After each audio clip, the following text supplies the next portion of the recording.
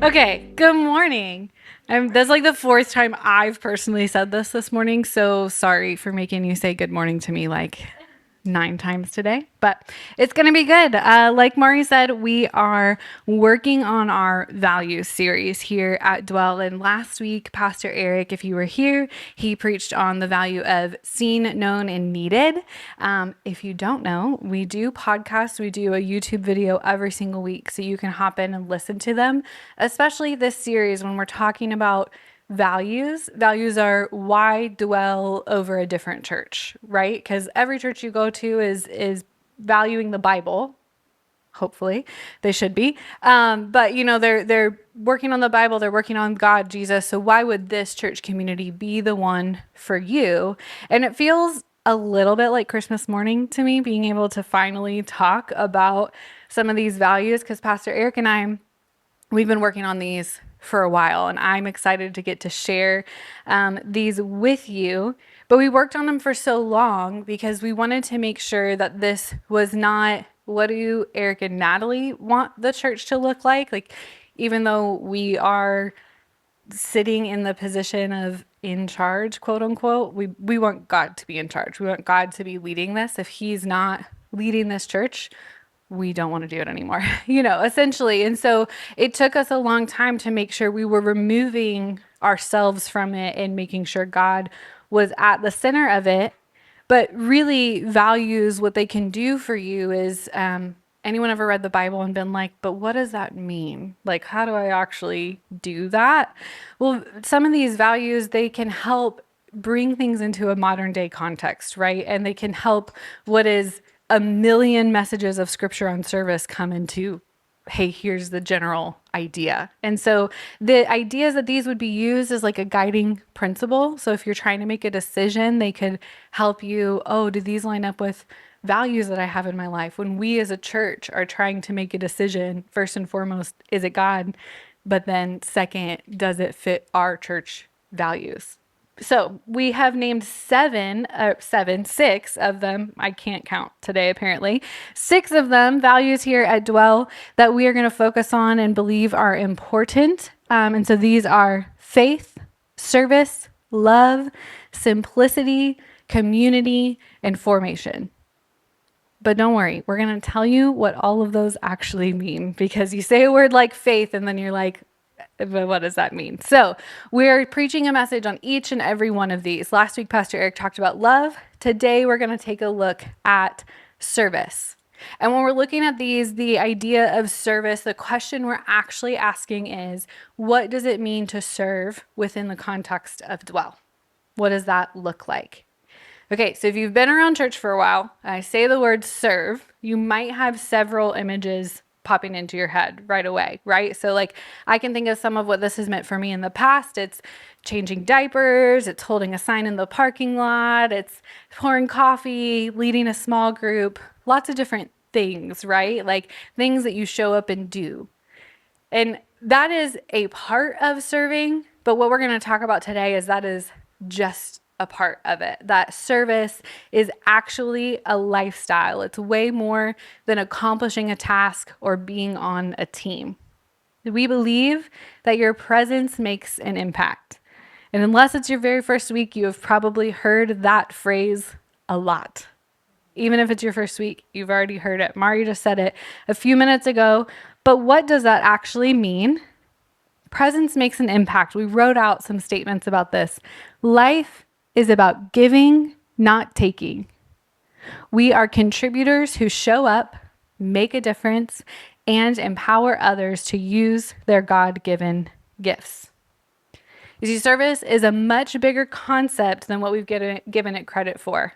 I think too often we relegate it to the idea of, all right, I volunteered today, and that's what service means to us. But really, a service lifestyle is driven by a heart that's close to God. Jesus lived a life of service, and then he died in service. Oh no, Pastor. Did you just suggest that I might need to die in order to serve? Some of y'all got real uncomfortable, right? For Jesus, this was a part of his God-ordained service. Unless any of y'all have this like burning desire and you and God have been talking about to go be a missionary in some foreign country where Christians are massively persecuted, it is not likely that physical death is a part of your service to God. So you can like take a breath. If you want to be a missionary, we can talk some more. That's a whole different message. But for most of us, what it is actually talking about, what the Bible talks about, it is a different kind of death. And unfortunately, it's a harder death because Jesus asks us to die to ourselves. In other words, quit being selfish. That is a lot of Jesus's message on service.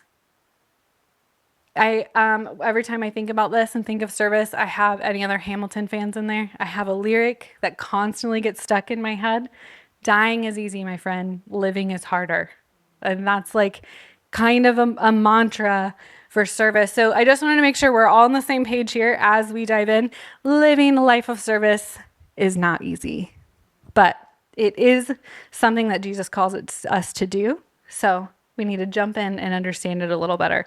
I'll reread that opening verse just to really like help us reframe this idea. It says, "You, my brothers and sisters, were called to be free." That's great, right? I want to be free. Anyone else want to be free? It's awesome. But do not use your freedom to indulge the flesh. You could replace this with only watch Netflix or ignore your laundry for 4 days or whatever, like whatever it is. Have that extra drink, eat whatever you want all the time and never be healthy. There's a lot of different things you can replace indulge the flesh with. Rather, serve one another humbly in love. Okay, so serving is hard. Yay. Serving is important. Serving comes from being close to God. We still haven't talked about what do we actually do, right? What do we do to be in service? And so I want to look at a story in the Bible. I think when we're unsure how to answer something, the Bible is a great place to look. And one of my favorite books is the book of Esther. Esther was a Jewish woman living in a kingdom where her people were considered to be second-class citizens. The Persian king at the time was named Xerxes. By the way, yes, it is the same Xerxes that faced Gerard Butler and his 300 Spartans, in case you were wondering. Same guy. This is the part of history that we're in, okay? King Xerxes. So his first wife is disobedient, and she gets basically thrown out. Hey, you're no longer queen. Okay, this is also the time that we live in. His advisors encouraged him when she was disobedient to find a new wife. And so his talent scouts, they go out into the land and they look for all the prettiest women all over the country and they bring them back to the palace, likely without any type of choice in there. And they bring them back for a year to be buffed and powdered and shaved and stretched and thinned and perfumed and whatever it is. This is the life that Esther was brought into. She was brought to the palace, and then after 12 months of this process, they would have their opportunity to stand in front of the king, and if he was pleased enough with them, they'd be the queen. Well, spoiler alert, Esther wins and she becomes the queen. That's why she has a book in the Bible, because something important happened in her life, right? And so she becomes the queen and she becomes his wife. But as we'll see, that doesn't necessarily afford her as much freedom as you would think like the title of queen would. So Esther, she lived a life of service. But her story and her legacy of service, it actually started well before she ever stepped foot into the palace. It started with her godfather. His name was Mordecai. And throughout the book of Esther, we find Mordecai constantly showing up in the same place. It's referenced time and time again that he was at the gates of King Xerxes' palace. And Esther chapter 2 tells us about just one of these times, but this time something significant happened. Esther 2:20 through 23. It says, "But Esther had kept secret her family background and nationality, just as Mordecai told her to do." That's going to be important later. Okay, "For she continued to follow Mordecai's instructions as she had done when he was bringing her up. During the time Mordecai was sitting at the king's gates, Bigthana and Teresh, two of the king's officers who guarded the doorway, became angry and had conspired to assassinate King Xerxes.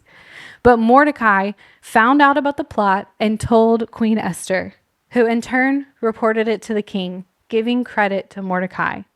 And when the report was investigated and found to be true, the two officials were impaled on poles, and all this was recorded in the book of annals in the presence of the king.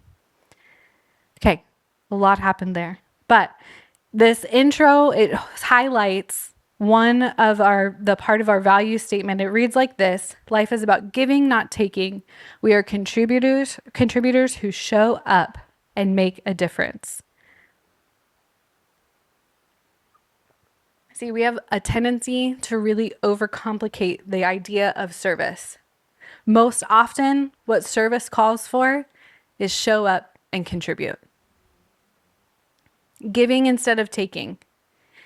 There are several ways, as Mordecai's sitting there and he hears the news that someone's trying to assassinate the king, I can think of like 8 different storylines where he uses that information to his advantage to like gain position or whatever, right? But that's not what he does.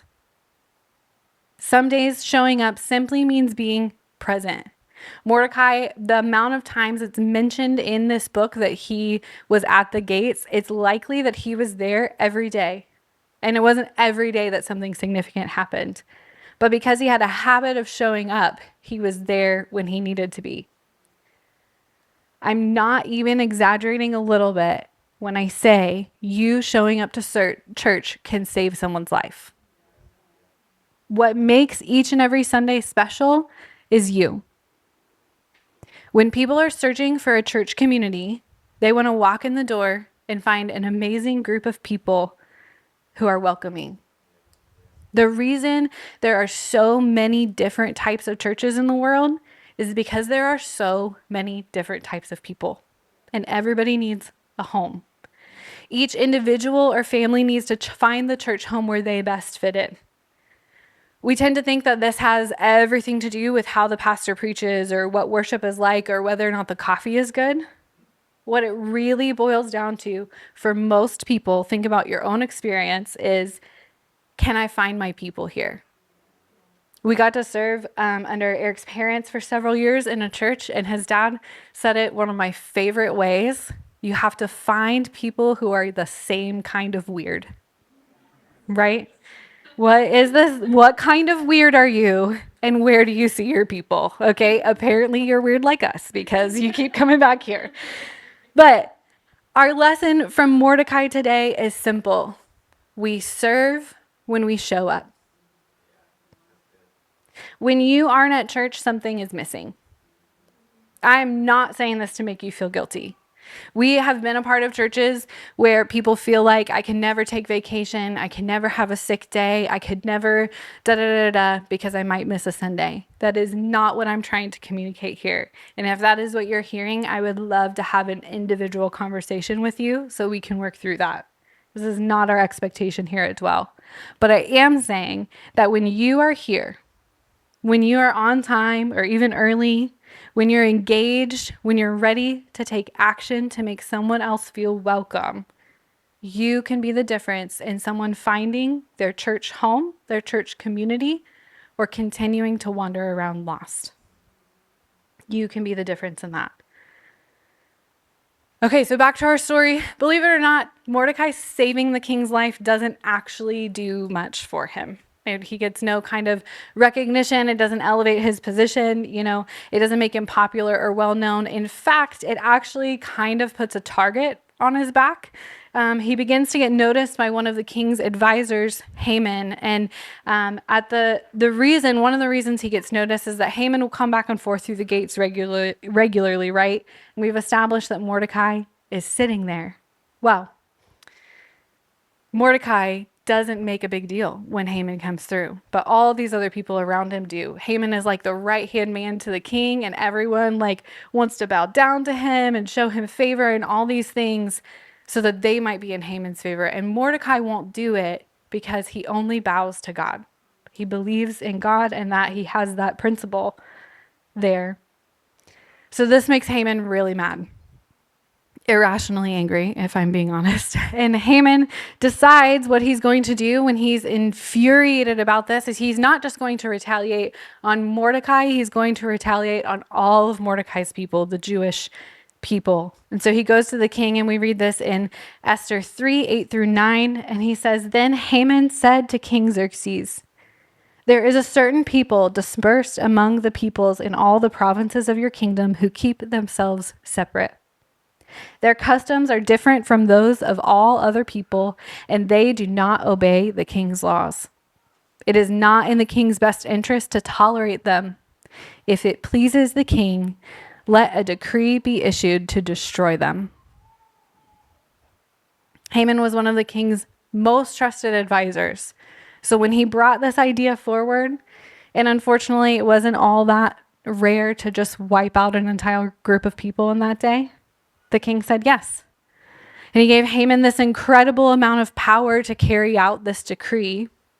So Haman's feeling pretty good about himself now, right? He got what he wanted. He got elevated to like an even higher level of position and importance. But for the Jewish people, this is absolutely devastating. You see, to give a little more context of the order that Haman wrote, he basically set up the movie Purge. Has anybody seen that? Okay, except instead of, hey, you can commit any crime you want without any consequence, it was actually something more like this. On this date, every single Jewish person, you need to go kill them in any manner you want. And not only do you have no consequences, but I absolutely command you to do it until there are none left. So this is what the Jewish people are facing. Terrifying, right? Terrifying. So Mordecai, he hears this and he tears off his clothes and he puts on what's called a sackcloth. It was like a garment of mourning. And something we need to understand about service is that oftentimes our service to God is offensive to the world. Often our service to God is offensive to the world. Because we live in a broken world. And unfortunately, many places and pieces of the world and many people would really like to stay that way. But Esther was different. She wanted to be a part of the solution. So remember, she'd been raised by Mordecai and she was close to God. So service, it came pretty naturally to her. So when she hears that Mordecai is outside of the gates in sackcloth and grieving and wailing, she's immediately compelled to help. The first thing she does is she sends out clothes. She didn't have all the information, but she knew something she could help with right away was clothing. She had it there and he didn't have any. So she sent some out. And I think this act of service is actually one that many of us can most identify with. It's easiest phrased as see a need, meet a need. This one makes a lot of sense to us, right? Something is in front of us. I can help with that. So I'm going to go do that. Well, at Dwell, we feel like this is a really important part of service. So we have created a path to meeting the needs of our external community by setting aside some time every single month where we come together and we participate in what is called Do Well. This is a clever little spin on our name, Dwell, but we want to do well by doing good for the people around us. And we look for the needs of our community and then we see how we can meet them. Additionally, we decided that instead of spending $5 on a gift for first-time guests that every Sunday that they come, that they're probably going to throw away, we would take the money we spent on that and we would begin to donate it back into the community and feed an unhoused person for today to further amplify your presence makes an impact. So like I said, most of us, we can comprehend this kind of service, right? It's not like that hard. We see a lot of people who don't do it, but it's easy for us to understand, okay, what do I do? It's something we can easily see right in front of us and it feels logical. But as I mentioned before, a life of service is multifaceted. It's much deeper than that. And I don't want to spend a lot of time here and belabor this point, but I think it's important to note one of the reasons we as a church community are able to meet so many needs that we see is because several of you have said yes to being generous. This is another method of service, is being generous with your time, with your talent, and especially with your treasures. So many of you have been generous financially, and this is what allows us to meet the needs of our community. Giving what you have is a through line of our story. It can be giving time, talent, or treasures.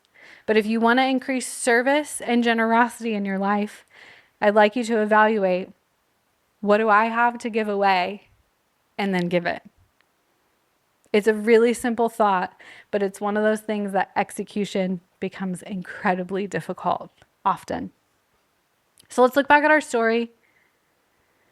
Esther has sent the clothes out and Mordecai rejects them. And he sends word back because he's thinking, if you knew what I knew, you wouldn't be sending clothes, right?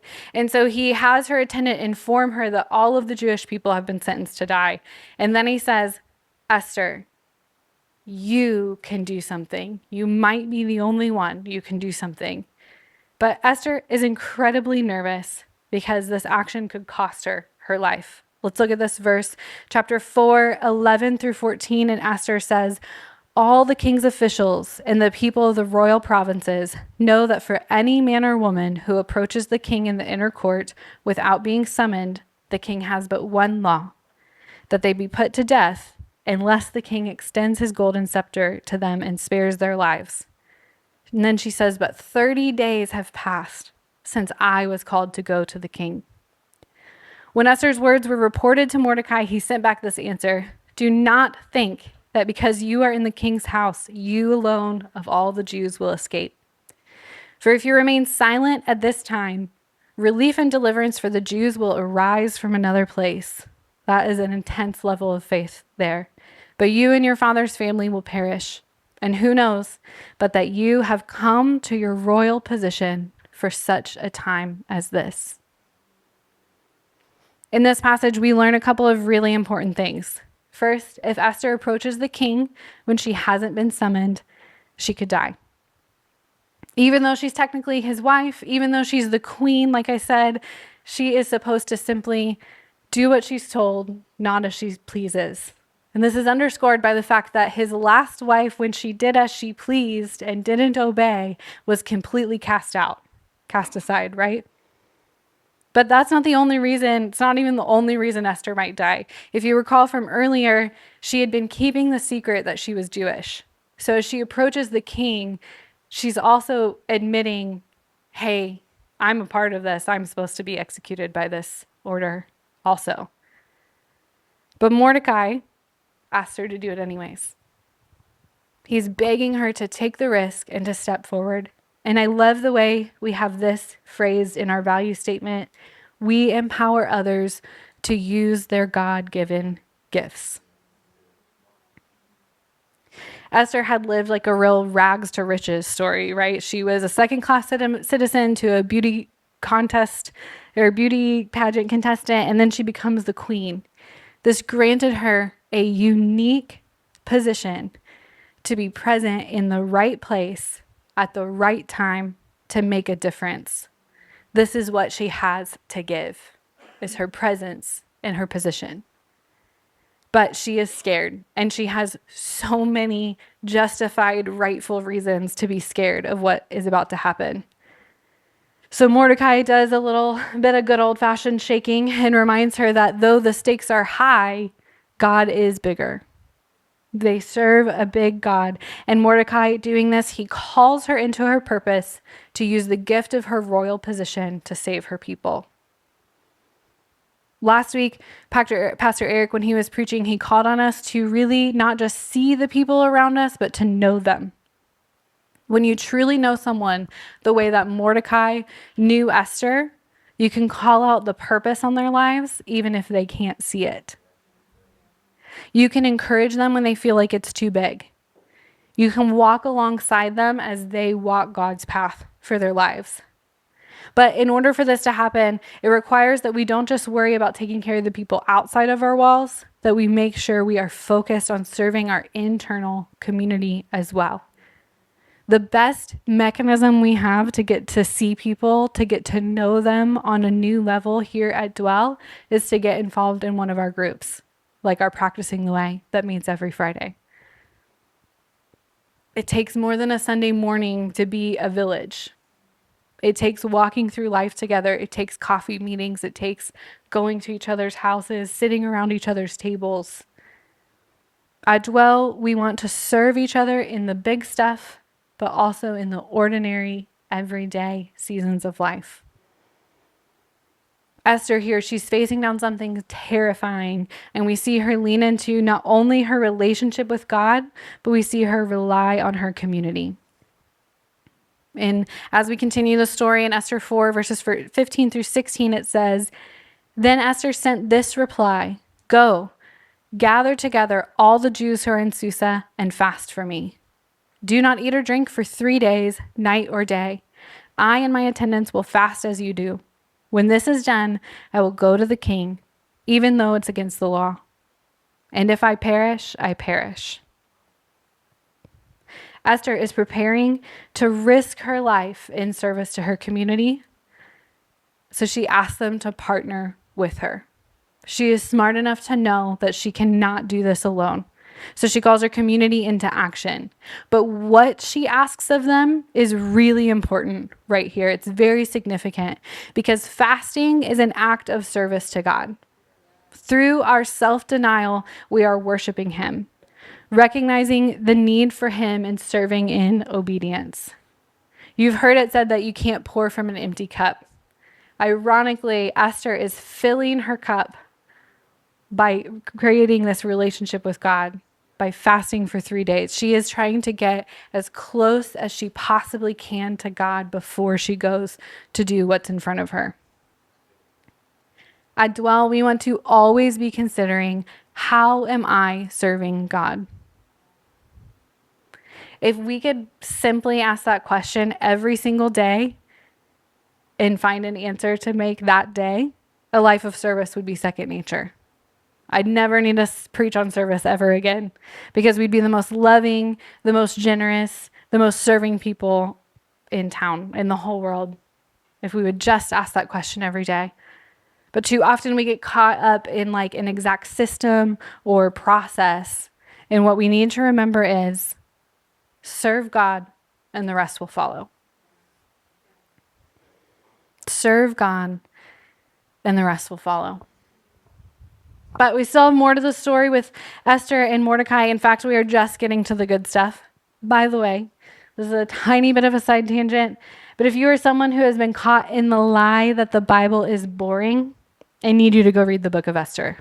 I need you to pick it up. It is 10 chapters of the most action-packed soap opera style drama I have ever read.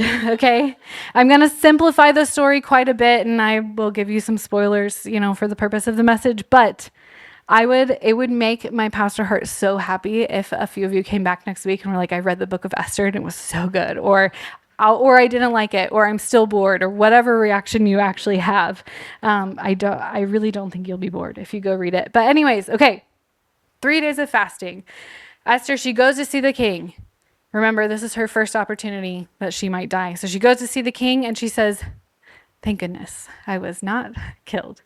And she asks him to join her for a banquet and bring Haman along with her. So they enjoy a meal together and she asks him to come back tomorrow. She's not quite ready. She's trying to prepare, have the right timing, the right message, whatever it is, to make this request, this very important request. So Haman, he leaves this banquet and he's feeling really good about himself, right? Because he's the only one who was invited to this banquet. He's elevating in the king's place. The scripture says he left and he was happy and in high spirits. And then he walks through the gates as he's going home, and there's Mordecai, and he has no reaction to Haman still. And this makes Haman so mad, but he gets home and he's excited, okay? He's excited and he tells his family, he's boasting about everything he did, and the king thinks I'm so great and he's so important, and he even let me use his ring to seal the order and all these things, right? And then he says to his wife, he has this real vulnerable moment talking about how Mordecai really got to him. And his wife, great woman that she seems to be, says, go to the king in the morning and say, let's kill him. And so Haman says, that is a great idea. And what he spends the rest of his night doing is preparing for Mordecai's death. Okay, I know.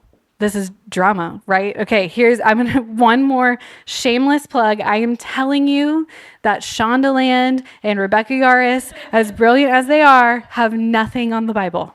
Okay? Okay, maybe that was a little too girly of an example.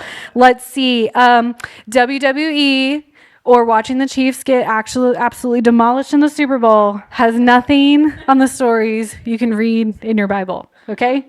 Nothing. All right. So, but something that we like about all these stories that we get so fascinated with, we get caught up in, is that there's a twist, right? So here we are. Esther's still kind of worried she's going to die. She still has one more thing that might kill her, right? Someone's plotting Mordecai's death. All the Jews are ready to die, right? In this really terrifying way. So everyone is kind of facing down drama except Haman, who thinks that he has it just made in front of him. And then King Xerxes is kind of oblivious to all the layers of what's going on here. But then we get this. We get our twist. Esther 6:1-2 says, "That night the king could not sleep. So he ordered the book of Chronicles, the record of his reign, to be brought and read to him. Here it was found and recorded there that Mordecai had exposed Bigthana and Teresh, two of the king's officers who guarded the doorway and who had conspired to assassinate King Xerxes." Remember that from the beginning? Mordecai showed up. He was in the right place, and he shared the news. All of a sudden, the king is aware that the reason he was spared an assassination attempt is because of Mordecai's presence. Esther might have been placed into a unique and elevated position to serve a specific purpose in the kingdom of God, but Mordecai was serving in a different way all along that turned out to make all the difference. He just kept showing up. Worship team, you can come on forward. You see, the story of Mordecai and Esther and Haman and King Xerxes, honestly, it has so many more twists and turns. That's why I want you to go read it. You're going to love it. But for today, I'll simply share that through their service to God, being present and showing up, Mordecai and Esther were able to save the lives of all the Jewish people. At Dwell, we try to live a life of service. And our starting point for that, for each and every one of us, is show up. Serving can be as simple as that. The ultimate act of service is your presence. And then we create opportunities for you to make a difference. I know we've talked about them already, but this message has had a lot of information in it. So I'm going to put a list up on the screen, and I'd encourage you to take a photo or store this in your memory. Here at Dwell, our presence makes an impact through do well. We meet the needs of our city. Generosity, giving what we can. Community, getting to know one another. We can do this through our groups. Serving God, deepening our relationship with Him. You do that individually, but we also do that through our groups together. Showing up, consistently attending Sunday service. Taking action, volunteering in a specific area of the church. Mordecai and Esther, they took action to serve their people and keep their community growing and thriving. They both stepped up and said yes. I don't know if you've noticed, but here at Dwell, our community is growing and thriving. Over the last few months, we have had several new people begin to call Dwell their home church. Our financial giving has increased. We've had several new volunteers join in serving on teams on a Sunday morning. People we used to see once every couple of months are coming weekly and building connections and friendships.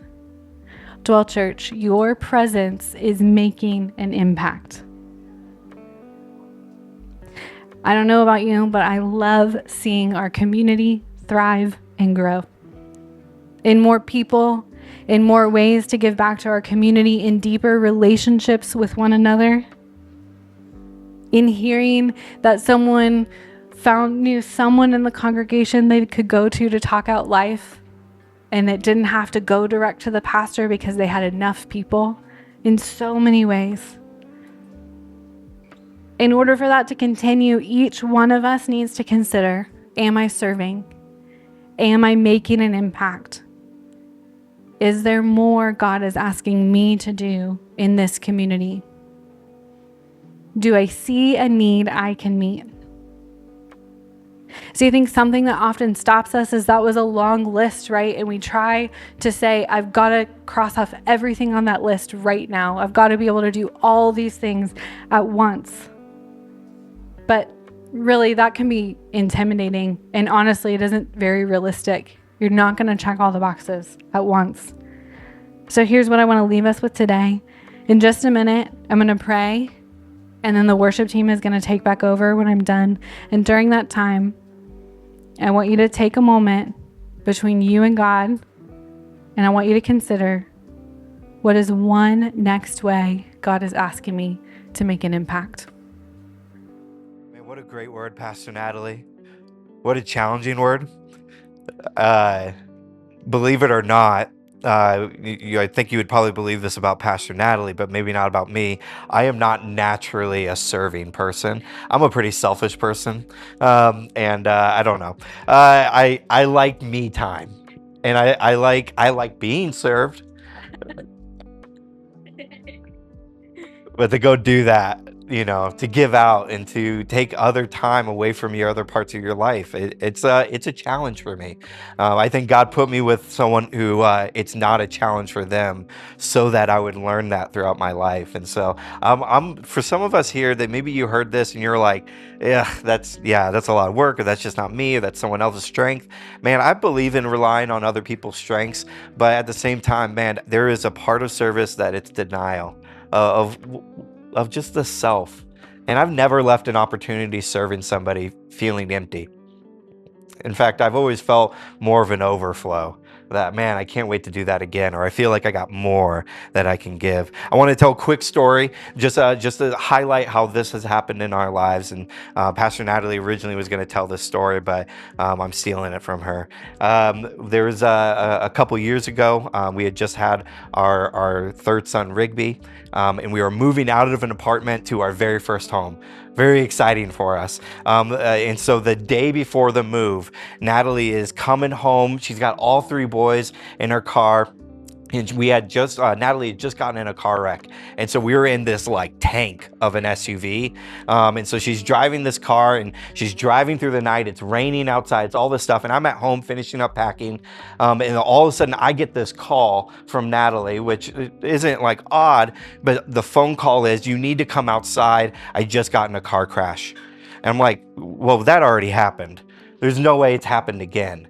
And she's panicking. She goes, I just need you to get here. And my husband, dad, she's like, we're right at the corner of our apartment. And my husband, dad brain is like, I don't know what to do. So I run out of the apartment. I have a car. I would have gotten there faster, but my brain was like, run. And so I run there and I get to, it's very clear. There's ambulances and fire trucks and police cars. Everything is starting to show up. It's raining outside. There's just chaos. And all I see is this SUV that's been T-boned. And it's the one that my family was in. And I'm just panicking. What is going on? Natalie has them on the side of the road and she's just trying to figure out what is going on. And I'm picking up the boys and there's just chaos, just pandemonium, absolute pandemonium. And so I open up, the car is just intact enough that I open it up, the back, and it makes basically an umbrella. So I bring all of our boys and bring them out of the rain inside. And we're just waiting for what is happening. We're just waiting for the cops to help us, for ambulances. They're coming over asking questions, checking for concussions, just doing all this stuff. We've never experienced anything like this. Never wanted to, never even anticipated, nothing like this. And we're just kind of freaking out, if I could be honest. We got a baby in the car and I wasn't there, and Natalie's by. It's just a lot. And out of nowhere, these two women just come outside and they have this blanket and they give it to our boys. They saw it was cold outside and they saw from their apartment window what was going on. And they saw some little kids who didn't have anything to stay warm, didn't have a car to feel safe in, couldn't go home. They had to solve this problem. And they saw two panicked parents just looking crazy, not knowing what to do. And all they said, we don't know their names, we don't know anything. They said, it just looked like you needed this. Don't worry about giving it back. And then they left. We still have this blanket in our house.